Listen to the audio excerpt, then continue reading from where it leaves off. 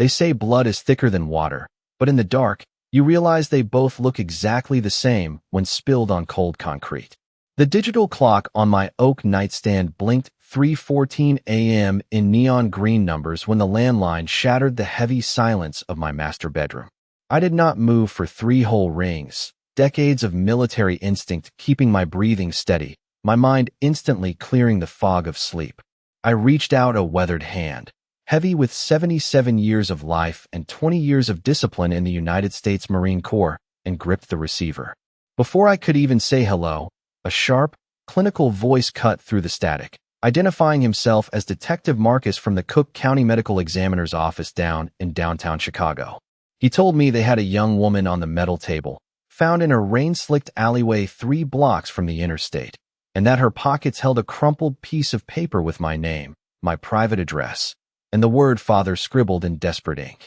He told me she had taken her own life, a heavy dose of fentanyl laced into her system, and they needed immediate identification. A cold wave of fury washed over me, hot and sudden, masking the deep tremor that usually stayed hidden in my hands. I told him he had the wrong house, the wrong man, and the wrong damn life because I only had one child, a 43-year-old son named Julian who was probably asleep in his multi-million-dollar penthouse overlooking Michigan Avenue right now. I told him I did not have a daughter, never did, and never would. But Detective Marcus did not back down. His voice hardened like frozen mud as he told me that this was not a polite request, and if I did not put my boots on and drive down to the station within the hour, he would personally send a patrol car to escort me through my quiet suburban neighborhood. The line went dead, leaving me with nothing but the steady hum of the dial tone and the rhythmic pounding of a torrential Midwest rain against my bedroom window. I sat on the edge of the mattress for a long minute, looking around the 4-bedroom craftsman home that had felt entirely too large, entirely too empty. Ever since my wife passed away 5 years ago, I pulled on my heavy canvas jacket, grabbed my truck keys, and stepped out into the freezing downpour, my mind racing through 100 different scenarios, but never once imagining the absolute nightmare that was waiting for me under the flickering fluorescent lights of the city morgue. The windshield wipers of my Ford F-150 fought a losing battle against the sheets of water blurring the Chicago skyline as I tore down the Edens Expressway, my knuckles white on the steering wheel. The city at 4 in the morning looked like a ghost town, all wet asphalt and flashing yellow lights, mirroring the cold, hollow feeling that had been growing in my chest since that phone call. I parked in the restricted lot of the Cook County Medical Examiner's office, slammed the heavy truck door, and walked straight into a lobby that smelled of industrial bleach and old coffee. Detective Marcus was waiting by the security desk, a short man with tired eyes and a cheap trench coat that smelled faintly of stale tobacco. He didn't say a word of greeting, just nodded toward the heavy metal door at the end of the corridor and led the way down into the basement where the temperature dropped 10 degrees with every step we took. The morgue was exactly as I remembered from my days examining industrial accidents on the steel grid, sterile, unforgiving, and brightly lit by buzzing white bulbs that made everyone look like a corpse. We stopped in front of table number 4, where a long shape lay hidden beneath a stiff white sheet that didn't belong to any living soul. The attendant looked at Marcus, then at me, his hand hovering over the fabric before he pulled it back just enough to expose the face of the deceased. I expected to see a stranger, a runaway, some poor soul from the West Side, who had somehow gotten hold of my military pension records or an old business card from my engineering days. Instead, my breath hitched in my throat, a sharp physical pain hitting me right in the sternum as my boots slipped slightly on the polished tile floor. Lying there on the stainless steel was Chloe, the 23-year-old waitress from the Silver Dollar Diner, the little greasy spoon off Route 41 where I had taken my breakfast every single morning for the past 2 years. Her usual bright smile was gone, replaced by the blue-gray tint of death, her long brown hair damp and matted against her pale forehead. This was the same girl who always kept my black coffee piping hot without me ever having to ask, the one who always left an extra napkin by my saucer, because she knew my hands shook when the winter cold settled into my old joints. Just yesterday morning, she had poured my coffee with that quiet, gentle grace of hers, asking me how my garden was holding up against the early frost and actually staying to listen to my rambling answer while the other customers clamored for their checks. The diner manager had told me she called in sick for the evening shift, and I remember feeling a strange, unfamiliar pang of worry in my gut before I went home to my empty house. Now, seeing her on this cold metal slab, the absolute absurdity of the situation threatened to swallow me whole because there was no earthly reason why this sweet, quiet girl from the diner would have a note in her pocket calling a 77-year-old retired Marine her father. I stood there, the cold air of the morgue filling my lungs like broken glass, my eyes locked on Chloe's pale face while my mind scrambled to find some kind of logical anchor in the chaos. Detective Marcus reached into his pocket and pulled out a small plastic evidence bag, holding it up so the harsh fluorescent light caught the wet, smeared ink on the scrap of paper inside. It was her handwriting, the same neat cursive she used to scribble my breakfast orders on those green guest checks. But these words were rushed, trembling, stating simply that she was sorry and she couldn't carry the weight anymore, signed with a finality that made my blood run cold. I shook my head, my old military bearing kicking in to mask the sudden, sharp grief, and told Marcus that this was some kind of sick, twisted joke because I had never seen this girl outside the diner, and my only son Julian was the sole heir to my name. Marcus didn't say a word, his expression entirely unreadable as he reached down and gently turned Chloe's left arm outward, exposing the delicate skin of her inner wrist where a fresh, dark tattoo stood out against her pale flesh. My heart stopped completely when I saw the numbers inked into her skin in bold, precise block text, July 4th, 81. The room seemed to tilt beneath my heavy boots, the hum of the cooling units fading into a distant roar because that specific date was a ghost I had spent more than half my life trying to outrun. July 4th, 1981, was the exact day of my wedding to my late wife Martha, a date that should have been an absolute secret to anyone outside my immediate household, a date that marked the most complicated chapter of my existence. 24 years ago, long after that wedding date, my marriage to Martha had hit a devastating, pitch-black wall when I came back from the Gulf War shattered by a severe case of combat fatigue and PTSD that made me a stranger in my own home. During a bitter, 6-month trial separation where we lived entirely apart, I had drifted into a brief, quiet relationship with a woman named Sarah Miller, a gentle soul who threw me a lifeline when I was drowning in my own mind before I ultimately packed my bags and returned to Martha for the sake of our teenage son, Julian. Sarah had vanished from Chicago shortly after, never asking for a single dime, never telling me she was pregnant, and choosing to raise this girl in the shadows of the Midwest so she wouldn't tear my fragile family apart. Chloe's real name wasn't just a random alias. She was Natalie, my biological daughter, born from that forgotten summer of guilt and survival,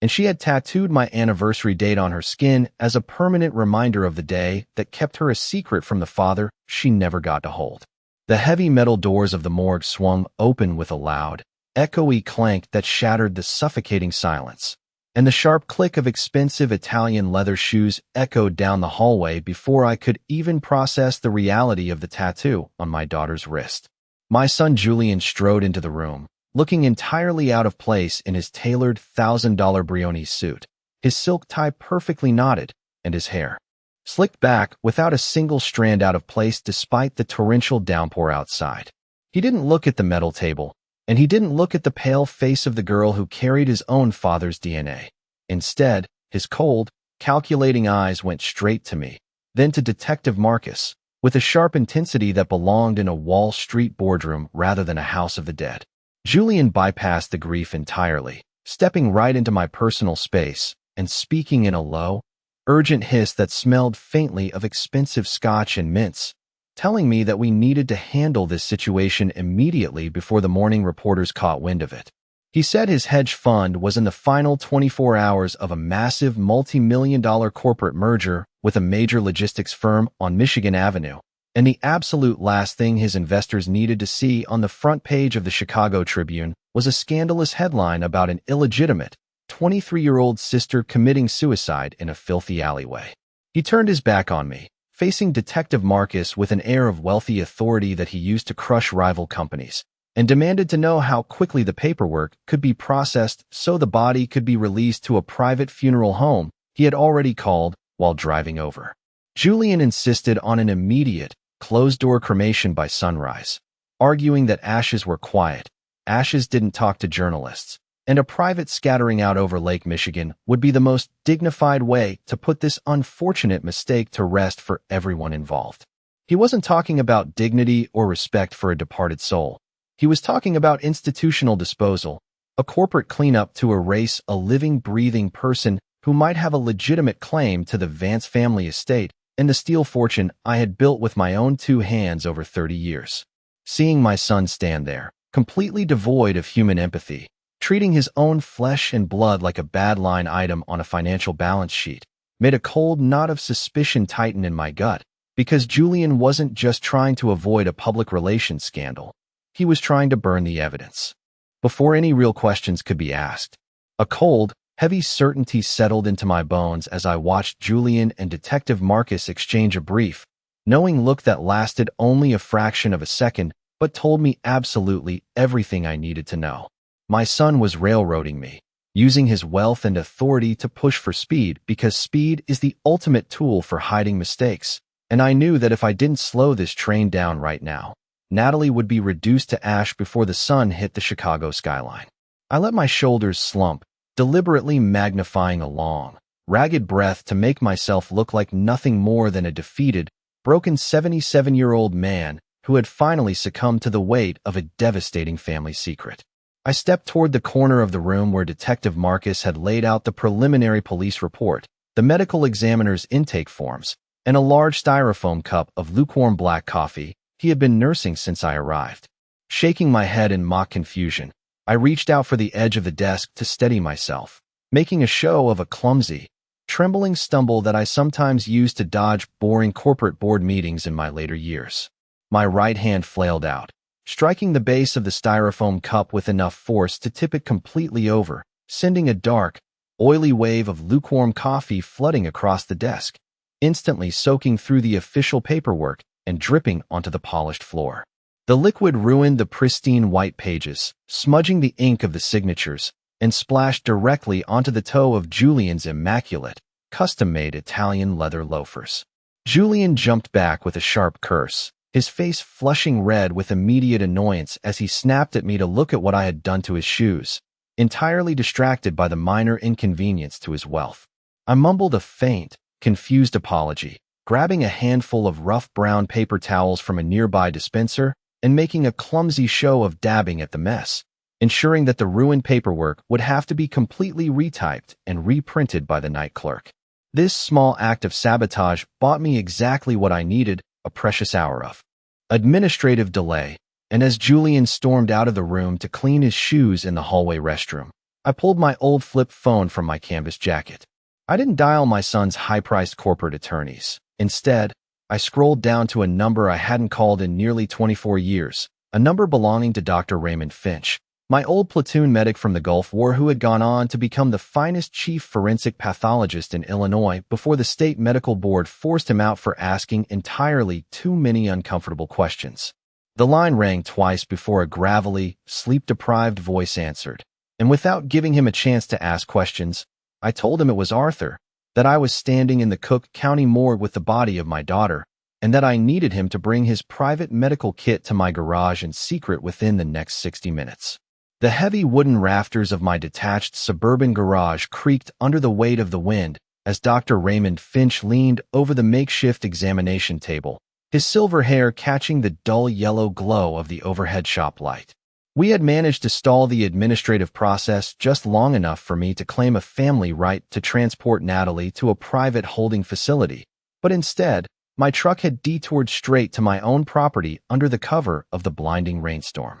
Ray had his sleeves rolled up to his elbows, his old military-grade medical kit spread across my workbench among the wrenches and steel calipers, his face a mask of intense concentration that I hadn't seen since we were patching up wounded soldiers in the back of an armored personnel carrier. He didn't speak for nearly 20 minutes, using a specialized portable syringe to draw a fresh sample of ocular fluid and testing the chemical reaction on a series of small paper strips he brought from his private laboratory. I stood near the garage door, my hands buried deep in my canvas jacket pockets, my eyes tracking every single movement of the man who had seen more death than anyone else I knew. Finally, Ray stepped back, pulling off his latex gloves with a sharp snap that echoed against the concrete walls, and looked at me with a grim expression that confirmed the dark knot of dread that had been tightening in my chest all morning. He told me that the official police report about a self-inflicted fentanyl overdose was an absolute fabrication,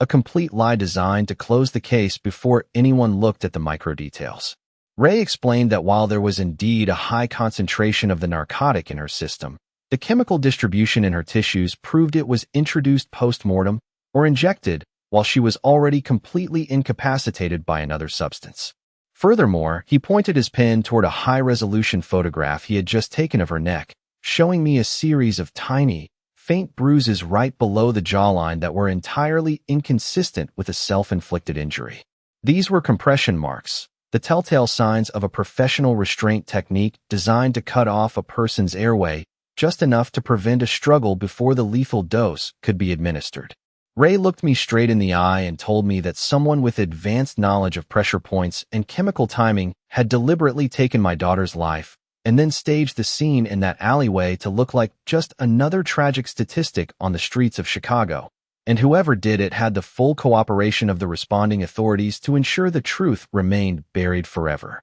Leaving Ray alone in the garage to finish his notes, I climbed back into my truck and drove through the tail end of the storm toward the north side of Chicago, where Natalie had rented a cramped, 1,500-square-foot apartment above a dilapidated laundromat. The neighborhood was quiet, filled with old brick walk-ups and the constant hiss of traffic from the nearby avenue, a far cry from the gated community where Julian spent his weekends. I used a small crowbar from my tactical vest to slip the lock on her back door, stepping into a cold, neat room that smelled faintly of vanilla and cheap detergent, the very space my daughter had called home while she watched me from across a diner counter. Every square inch of the apartment showed a life lived on the absolute margins, with thrift store furniture, a small stack of nursing textbooks on the kitchen table, and a single framed photograph of her mother, Sarah, resting on the nightstand. I began a systematic military grid search of the premises, checking the floorboards,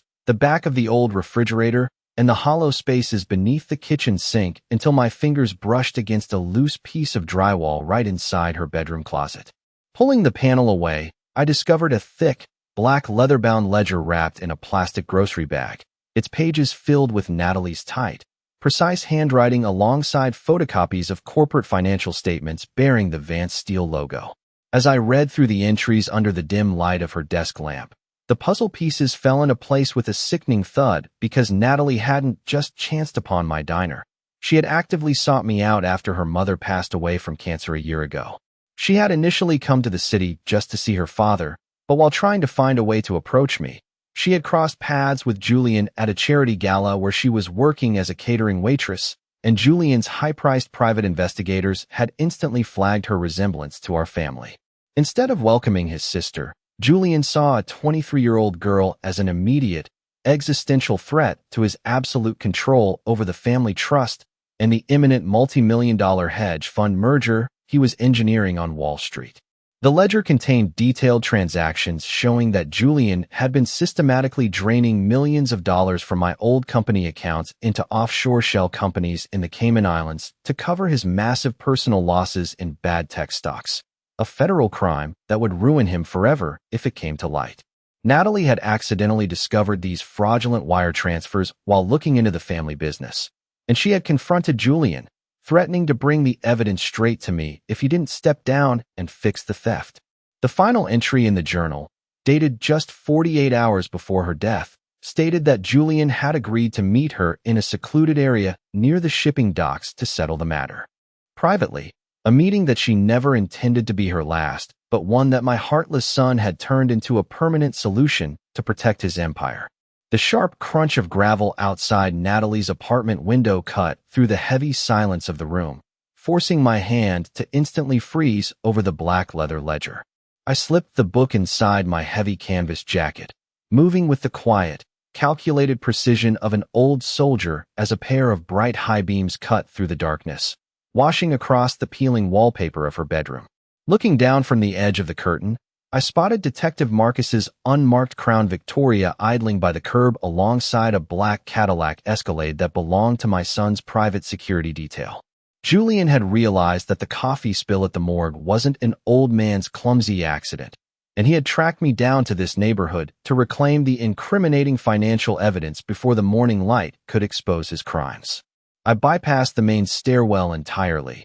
knowing they would be coming up the front, and slipped out onto the rusty metal fire escape just as the heavy wooden front door downstairs splintered open under the force of a tactical entry. The cold Chicago wind howled through the iron railings as I descended into the dark alleyway below, the freezing rain stinging my face, but my military focus keeping my boots steady on the slick metal rungs. Behind me, the sound of heavy footsteps echoed through the small apartment, followed by a sharp, frustrated shout from Marcus when they realized the bird had already flown the nest. I reached the bottom of the ladder, keeping my back pressed against the brick wall of the laundromat, utilizing every shadow to slip away from the perimeter before their flashlights could sweep the alley. Julian's hired operators were checking every vehicle along the block, their dark tactical coats and earpieces marking them as professionals who answered directly to his payroll rather than any city precinct. I had to abandon my own truck 3 blocks away,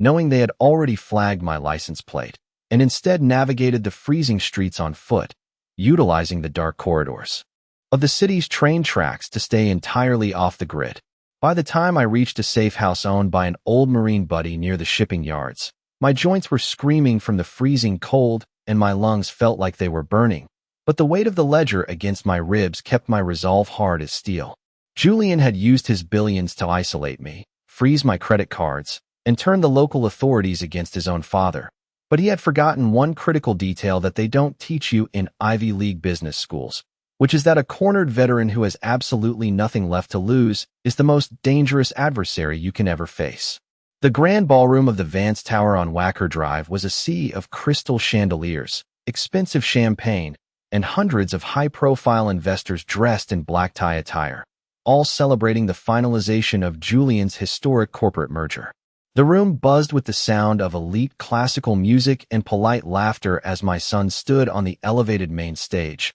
a confident, arrogant smile on his face as he adjusted his microphone to deliver his victory speech to the Wall Street board members. He began speaking about the bright future of the company and the absolute triumph of modern financial strategy, completely unaware that the heavy oak double doors at the back of the hall were being quietly locked from the outside by federal agents. I stepped out from the shadow of the velvet curtains at the edge of the stage, wearing my immaculate, pressed United States Marine Corps dress blue uniform, every medal and commendation I had ever earned glinting under the harsh spotlights. Beside me walked Dr. Raymond Finch, holding a secure military-grade laptop, and behind us came a team of 4 special agents from the Federal Bureau of Investigation's White-Collar Crime Division, whom I had met in secret just 3 hours prior at a federal building downtown. Julian's voice faltered for a fraction of a second when he saw me, his face turning an ash-gray color beneath his penthouse tan, but he tried to maintain his composure, raising his hands to laugh off my sudden appearance as a surprise retirement tribute from his old man. Before he could call his private security guards to escort me out, I bypassed his microphone and signaled Ray to patch our laptop directly into the ballroom's massive, high-definition digital presentation screens that dominated the entire front wall. Instead of the corporate promotional video Julian's team had prepared, the screens flashed with high-resolution copies of Natalie's Black Ledger, detailed wire transfer receipts from the Cayman Islands banks, and a certified copy of the independent autopsy report detailing the compression marks on her neck. Ray's voice boomed through the building's audio system as he explained the precise medical and financial evidence, exposing how Julian had systematically stolen $42 million from the Family Steel Trust and then arranged the murder of his own sister to keep her from blowing the whistle. The room went completely dead silent, the clinking of champagne glasses stopping instantly as hundreds of major shareholders stared in absolute horror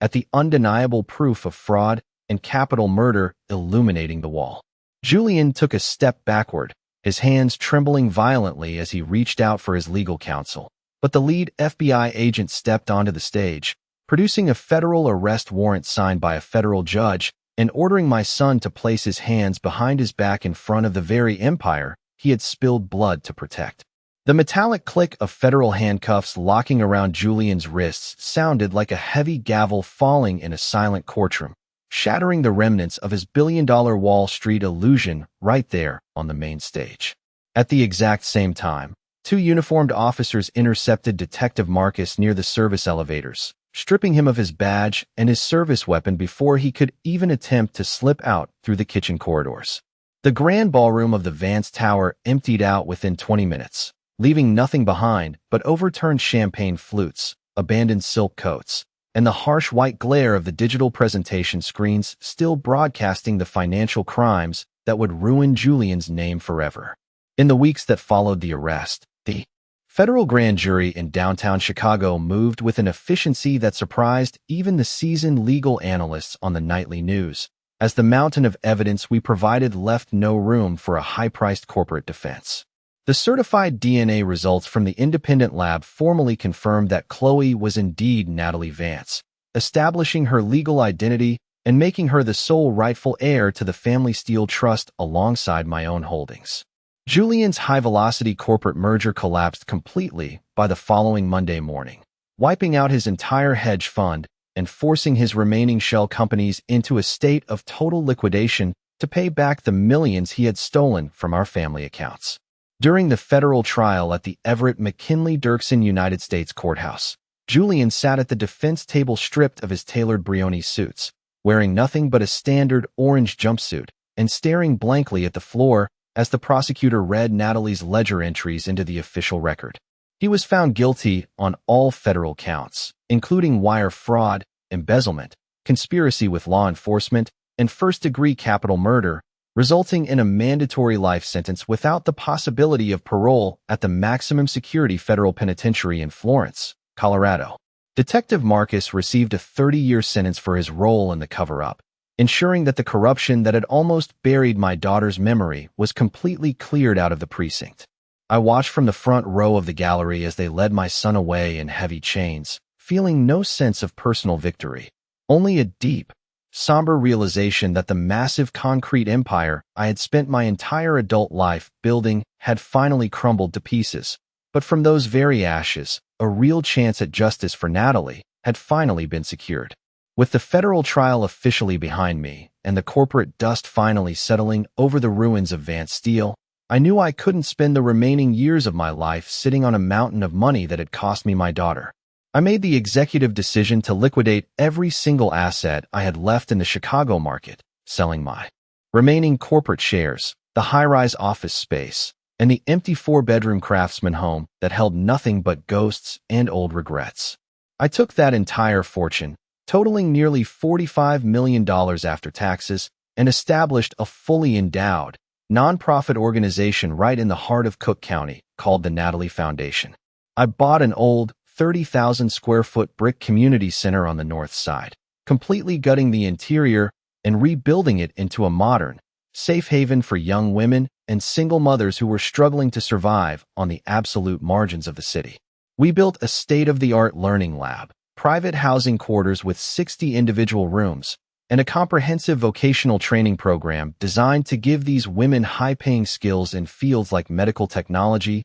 legal assistance, and nursing, so they would never be vulnerable to corporate exploitation. I spent my mornings down at the center, trading my corporate suit for a pair of denim overalls, and using my old engineering tools to fix the building's radiator pipes, build sturdy wooden bookshelves for the library, and teach the older kids how to handle basic machinery. The young women at the foundation didn't know me as the wealthy steel magnate or the ruthless veteran who had brought down a Wall Street hedge fund. They just knew me as Mr. Arthur, the quiet old guy who always kept a pocket full of peppermint candies for the toddlers and who would sit on the front steps for hours just listening to their stories about school. I made sure every single dollar from the Vance estate was poured directly into providing full tuition college scholarships and independent housing grants so that no young person under our roof would ever have to work grueling midnight shifts at a diner just to afford a textbook or a warm meal. It was a massive, exhausting undertaking for a 77-year-old man,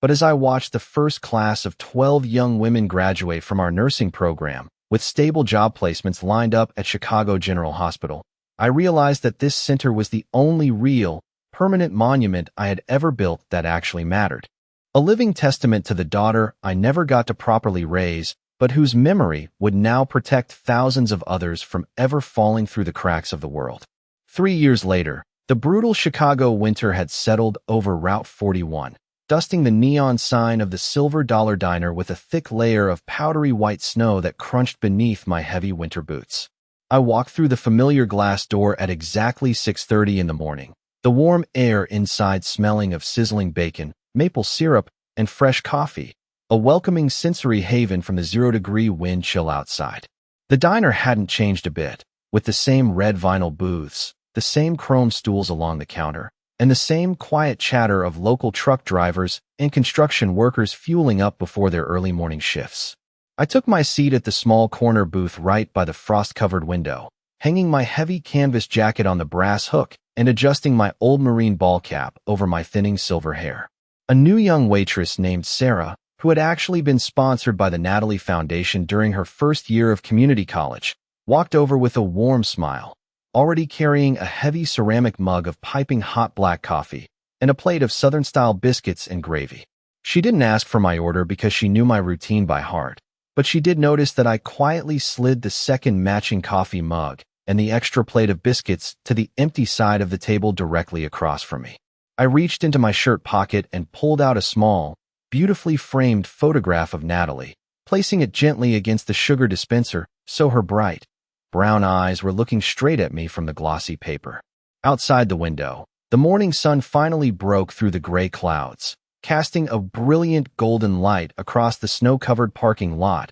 and making the steam rising from the 2 coffee cups glow like tiny halos in the dim light of the booth. My 77-year-old hand still had that slight, permanent tremor from my time in the service, but as I wrapped my fingers around the warm porcelain mug, a deep, unfamiliar sense of total peace finally washed over my chest. I lifted my cup just an inch above the tabletop, looking directly into the eyes of the daughter who had saved my soul from the darkness of my own past, and whispered into the quiet morning air, "Good morning, Natalie. The coffee is just the way you used to pour it, and the world is finally safe." A sudden, gentle draft from the closing front door swept through the diner, catching a tiny stray napkin on the table and spinning it in a perfect, playful circle before settling it right beside her photograph, leaving me with the undeniable, warm certainty that wherever she was, my daughter was finally resting in peace.